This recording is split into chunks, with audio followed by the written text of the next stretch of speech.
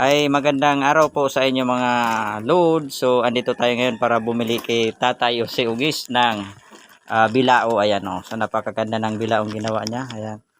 So meron din siya pong mga ginagawang iba't ibang klase made sa kawayan. Ayan. So napakaganda po. Ito pala yung ginagawang hinuhugasan ng ng isda. Ayan si Tatay o. So bali siya po ang gumagawa niyan. Siya yung original na gumagawa dito sa Piyuduran Albay. Made po ito ng Piyuduran Albay.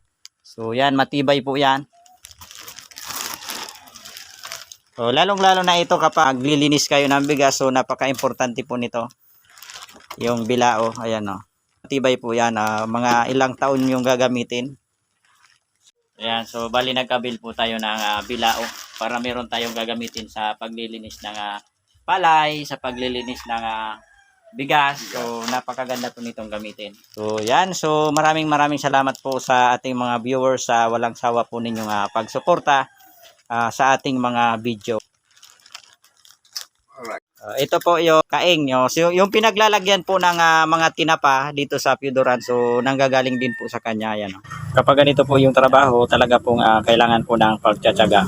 So walang sayang yung kawayan kasi yung nasa, ayan yung ginagawa. Oh. Din po siya ng sawali, ayan o, pandingding.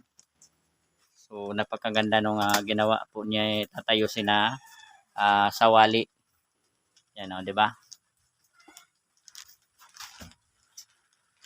So kasi malayo-layo pa yung ating dideliver ng tinapay. Kaya ilagay na muna natin dito yung binili po natin na bilao.